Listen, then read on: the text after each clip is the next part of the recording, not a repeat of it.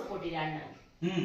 ಈಗಲೂ ಗೈಡೆನ್ಸ್ ಇದೆ, ಗೈಡೆನ್ಸ್, ಸಲಹೆ ಸೂಚನೆ. ಅಡಿಕೆ ಹೇಗಿದೆ, ಯಾರು ಕೊಟ್ಟಿದ್ಯಾ, ಎಷ್ಟು ಕೊಟ್ಟಿದ್ಯಾ, ಕೋಳಿ ಫಾರಂ ನಡೀತಿದ್ಯಾ, ನೀನೇನ್ ಮಾಡ್ತಿದ್ಯಾ, ಅಮ್ಮನ್ ಚೆನ್ನಾಗಿ ನೋಡ್ಕೊಂತಿದ್ಯಾ ಅಂತೆಲ್ಲ ಕೇಳ್ಬೇಕು. ಅಪ್ಪವರ ಕೊನೆಗಾಲದಲ್ಲಿ ತುಂಬಾ ಆದ್ರು ಅಂತ ಕೇಳ್ಪಟ್ಟೆ, ಕಷ್ಟಕ್ಕಾದ್ರು ಅಂತ, ಆ ಬಗ್ಗೆ.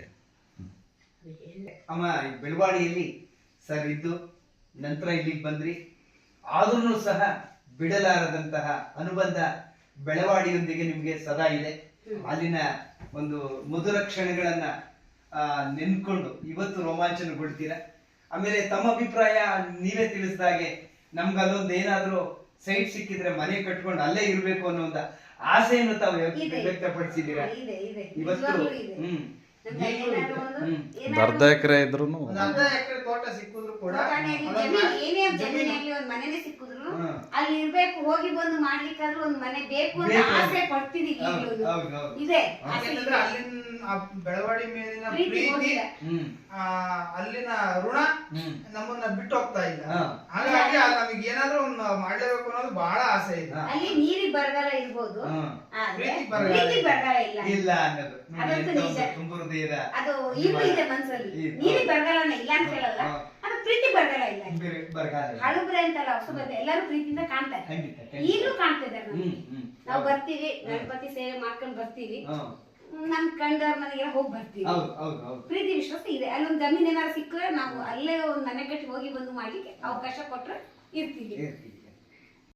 ರಿಮೈಂಡ್ ಮಾಡಿ ನಾವು ತೋರಿಸಿದ್ದಾಯ್ತು. ಈಗ ಹಿಂಗಾಯ್ತು, ಸರ್ ಹುಟ್ಟಿ ಬೆಳೆದಿರ್ತಕ್ಕಂಥದ್ದು, ನಂತರ ಅವರು ವೃತ್ತಿಗೆ ಸೇರಿದ್ದು, ತಮ್ಮ ಕೈ ಹಿಡಿದಿದ್ದು, ಬೆಳವಾಡಿಗೆ ಬಂದದ್ದು, ಆಮೇಲೆ ಅಲ್ಲಿನ ಒಂದು ವೃತ್ತಿ ಕ್ಷೇತ್ರದಲ್ಲಿ ಅವರ ಒಂದು ಸೇವಾವಧಿ, ನಂತರ KV ಆಳಿಗೆ ಹೋದ್ರು, ಆ ನಂತರ ಪುನಃ ಅಲ್ಲಿ ನಿವೃತ್ತಿ ಆದ್ಮೇಲೆ ಇಲ್ಲಿಗೆ ಬಂದ್ರು. ಇವುಗಳನ್ನೆಲ್ಲವನ್ನು ಸಹ ಒಮ್ಮೆ ಮೆಲುಕು ಹಾಕಿದಾಗ ಸರ್ ನಿಮ್ಮ ಕಣ್ಮುಂದೆ ನಿಮಗೆ ಹೇಳಿರ್ತಕ್ಕಂಥ ಮಾತು, ನಿಮ್ಗೆ ಕೇಳಿರ್ತಕ್ಕಂಥ ಮಾತು, ಇವುಗಳನ್ನೆಲ್ಲ ಕೇಳಿಸ್ಕೊಂಡು ಆದ್ಮೇಲೆ ಕೊನೆಗೆ ನಿಮ್ಮ ಪ್ರೀತಿ ಪಾತ್ರರಿಗೆ ಏನ್ ಹೇಳಕ್ ಇಷ್ಟಪಡ್ತೀರಮ್ಮ? ನಿಮ್ಮನ್ನ ಪ್ರೀತಿಸೋ ಕರೆದ್ರೆ ಈಗ ದಿನನೇ ಇಲ್ಲ. ಅಲ್ಲಿ ಏನಾದ್ರು ಫಂಕ್ಷನ್ ಆಯ್ತು ಅಂದ್ರೆ ನಮ್ಮ ಮನೆ ಬಂದು ಇನ್ವಿಟೇಷನ್ ಕೊಡೋದೇ ಆಗ್ಲಿ, ಪ್ರತಿಯೊಂದು ಮಾಡ್ತಾರೆ. ನಾವು ಅವ್ರಿಗೆ ಸ್ಪಂದಿಸ್ತೀವಿ. ಆದ್ರೆ ನಮ್ಮನೆ ಹೇಳ್ತಿದ್ದೇನೋ ಅದು ಮರಿಬೇಡಿ ಅಂತ ಹೇಳ್ತಾ ಇದ್ದೆ. ಮತ್ತು ಯಾವತ್ತೇ ಆಗ್ಲಿ ಬೆಳವಡಿ ನಮಗೆ ಅನ್ನ ಕೊಟ್ಟಿದೆ, ನನಗೆ ಜೀವನ ಕೊಟ್ಟಿದೆ, ಮರಿಬೇಡಿ ಅಂತಾನೆ ಹೇಳ್ತಾ ಇದ್ದೆ. ಅದಂತೂ ನಿಜ. ಅದೇ ತರ ಈಗಲೂ ನನ್ನ ಮಕ್ಳಿಗೆ ಅದೇ ಹೇಳ್ಕೊಡ್ತೀನಿ ನಾನು, ಮರಿಬೇಡಿ. ಯಾವತ್ತೇ ಆಗ್ಲಿ ಹೋಗಿ ಬನ್ನಿ, ಒಂದ್ ದಿನಕ್ಕೆ ಅಟ್ಲೀಸ್ಟ್ ತಿಂಗ್ಳಿಗೆ ಒಂದ್ಸಲ ಹೋಗಿ ಬನ್ನಿ ಅಂತ ನಾವ ಹೇಳ್ತಾರೆ. ಅವ್ರು ಹೇಳ್ತಿದ್ರು, ಅವರು ಹೋಗಿ ಬಂದು ಮಾಡ್ತಿದ್ರು. ಆಮೇಲೆ ಸ್ವಲ್ಪ ಹುಷಾರಿಲ್ಲದ ಬಿಟ್ಟಿದ್ರು, ಅದು ಕರ್ಕೊಂಡೋಗಿ ಬರ್ತಾ ಇದ್ವಿ. ಹುಷಾರಿಲ್ಲ ಕರ್ಕೊಂಡೋಗಿ ಬರ್ತಾ ಇದ್ವಿ.